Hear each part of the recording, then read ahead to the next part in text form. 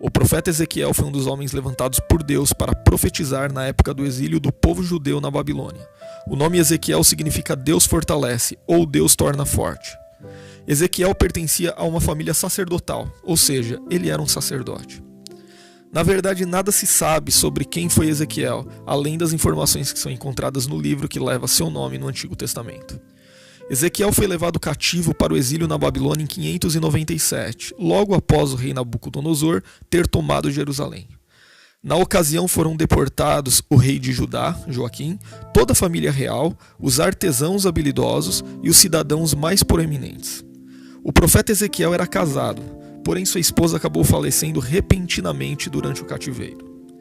Isso aconteceu pouco antes da cidade de Jerusalém ser destruída pela ofensiva do Império Babilônico em 586 a.C. Não é feita qualquer menção na Bíblia sobre os possíveis filhos de Ezequiel. A morte súbita de sua esposa foi anunciada por Deus, e o profeta foi proibido expressamente pelo Senhor de se lamentar pelo triste acontecimento. Ele não pôde realizar qualquer rito relacionado ao luto. Essa proibição serviu como um sinal do que os habitantes da cidade de Jerusalém fariam em breve. Após ter sido levado cativo, o profeta Ezequiel se estabeleceu junto ao rio Quebar, perto de Nippur, na Babilônia. Após 5 anos vivendo no exílio, Ezequiel recebeu sua chamada profética. Ele vivia em sua própria casa, onde os anciãos vinham consultá-lo. É bem possível que o profeta Ezequiel começou seu ministério profético com a idade de 30 anos. Caso isto esteja correto, então ele tinha entre 25 e 26 anos quando foi deportado para a Babilônia. Em seu livro, o profeta se mostra bastante familiarizado com os preceitos da religião judaica e com o Templo de Salomão, mas não há qualquer evidência de que ele tenha desempenhado alguma função sacerdotal em Jerusalém antes de ser levado à Babilônia. Na verdade, geralmente os sacerdotes começavam a exercer suas funções no templo com a idade de 30 anos. Conforme já foi dito, o profeta Ezequiel foi exilado antes de alcançar essa idade. Portanto, quando Ezequiel completou 30 anos, ele estava vivendo a mais de 1.000 quilômetros de distância de sua terra natal. Mas no ano em que ele deveria começar seus serviços como sacerdote, Deus o chamou soberanamente para se tornar um dos grandes profetas do Antigo Testamento. Durante o período em que o profeta Ezequiel profetizou, o templo estava em ruínas. A chamada do profeta Ezequiel para exercer o ministério profético é uma das mais espetaculares registradas nas Escrituras. Esse chamamento é descrito em detalhes nos capítulos 1, 2 e 3 de seu livro. Nessa ocasião, o profeta teve uma visão da glória divina. Quando o profeta Ezequiel caiu com o rosto na terra diante da visão tão gloriosa que teve, ele escutou as conhecidas palavras: Filho do homem, põe-te em pé e falarei contigo. Nesse momento, ele foi capacitado pelo Espírito a tornar-se um canal da revelação divina e proclamar a palavra de Deus ao povo. O profeta Ezequiel frequentemente é chamado por Deus pela expressão Filho do Homem. Nesse contexto, essa expressão significa basicamente ser humano e enfatiza a insignificância humana diante do poder e da majestade de Deus. O grande propósito da mensagem profética do profeta Ezequiel era incentivar os judeus exilados a permanecerem fiéis a Deus, confiando que ele iria cumprir a sua promessa de restauração. Deus haveria de conduzir a nação novamente à sua terra de origem. Ele traria novamente os templos de glória para o templo e para Jerusalém. Isso aconteceria após o fim do julgamento divino sobre os judeus. Esse julgamento era evidenciado pelas provações e destruições advindas pela ocasião do cativeiro.